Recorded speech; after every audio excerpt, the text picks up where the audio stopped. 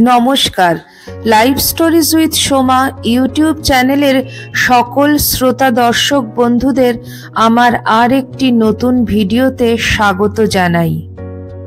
আজ আমি শ্রী শ্রী রামকৃষ্ণদেবের একটি অসাধারণ ঘটনা নিয়ে আলোচনা করব।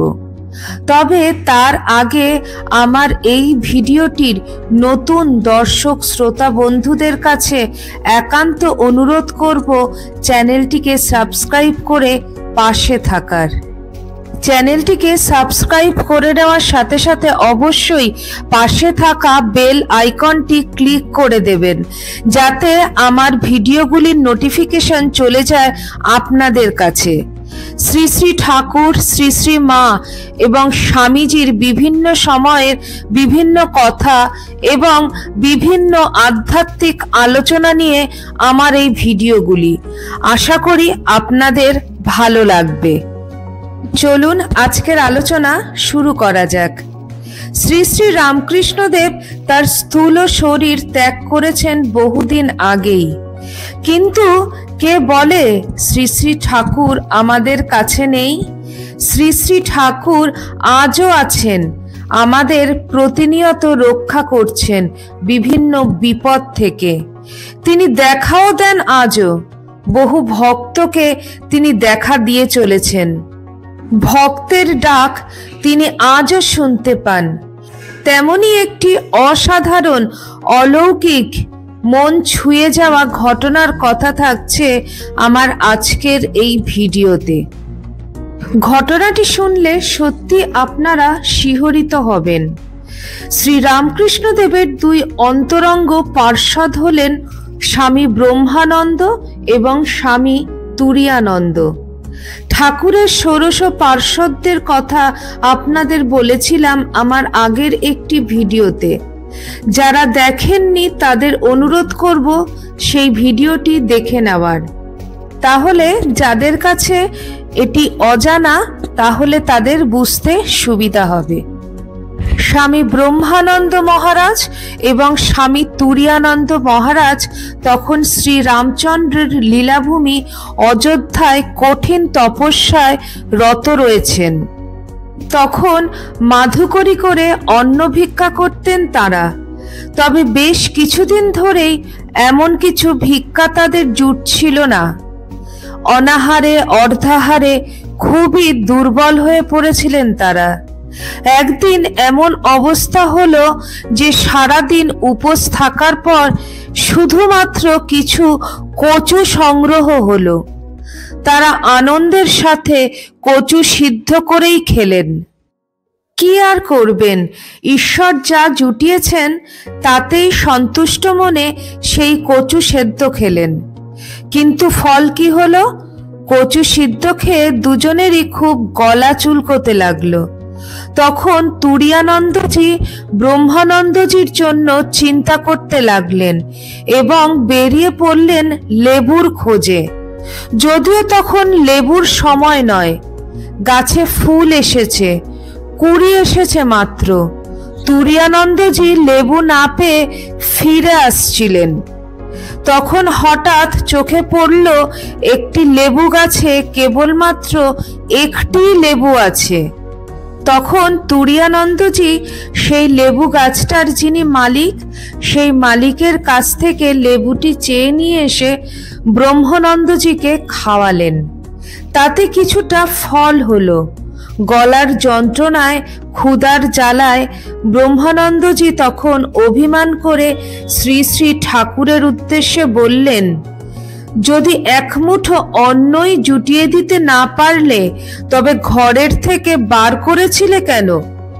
শোনো ঠাকুর, কাল সকালে যদি গরম গরম খিচুড়ি আর চাটনি খাওয়াতে না পারো তবে বুঝবো তুমি নেই, আর যদি পারো তবে বুঝবো তুমি আমাদের সঙ্গেই আছো।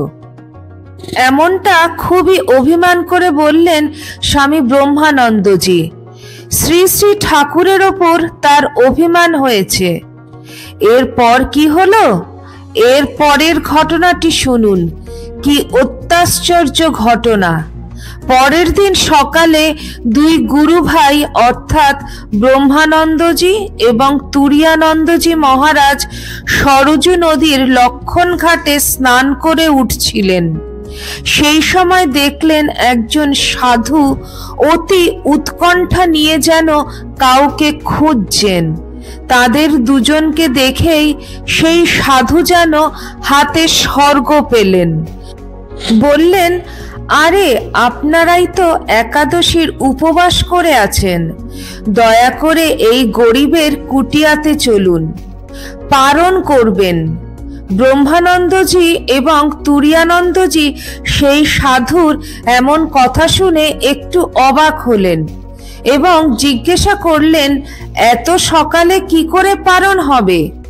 তখন সেই সাধুজি বললেন, আপনারা সেই চিন্তা করবেন না, আমি খুব ভোরবেলায় উঠে খিচুড়ি আর চাটনি রেঁধে আমার একমাত্র ইষ্ট রামজিকে নিবেদন করে এসেছি।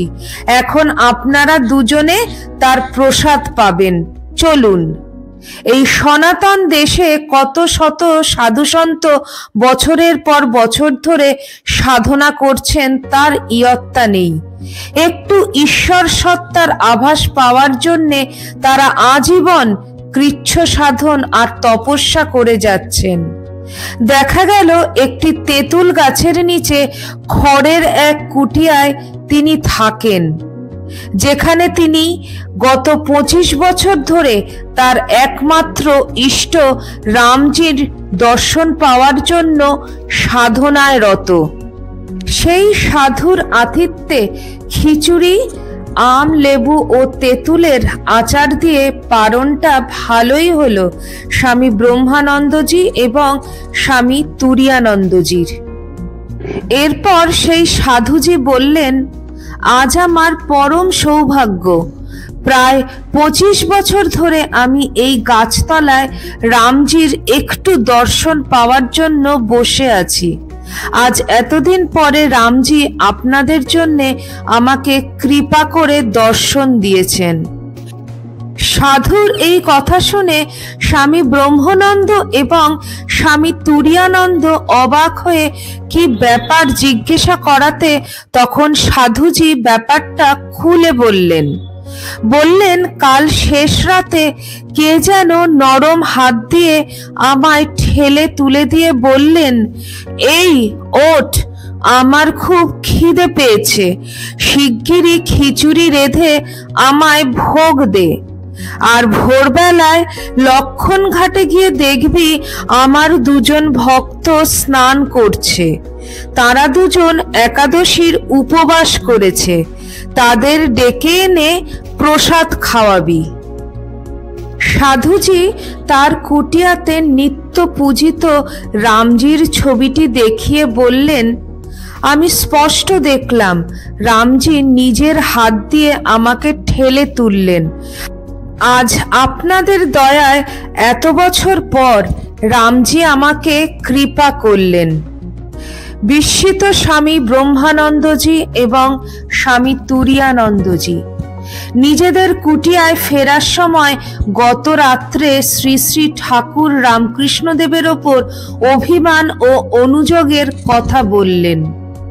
শ্রী শ্রী ঠাকুর যে তাদের সবসময় রক্ষণাবেক্ষণ করছেন এবং পরীক্ষা করছেন, সেটা আর একবার জেনে তার এই দুই অন্তরঙ্গ পার্ষদ শিষ্য পরম সন্তুষ্টি লাভ করলেন এবং শ্রী শ্রী ঠাকুরের যে মহাবাক্য, যে রাম যে কৃষ্ণ, তিনি হলেন রামকৃষ্ণ, আর একবার প্রমাণিত হলো এই দুই অন্তরঙ্গ পার্ষদের কাছে।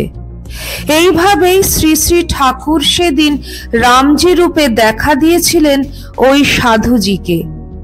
এবং যেহেতু স্বামী ব্রহ্মানন্দ অভিমান করে বলেছিলেন যে পরদিন সকালে যদি গরম গরম খিচুড়ি আর চাটনি তুমি দিতে পারো, তাহলে বুঝবো তুমি আমাদের সঙ্গে আছো, সেটাই প্রমাণ করে দিলেন শ্রী শ্রী ঠাকুর রামকৃষ্ণ পরমহংসদেব।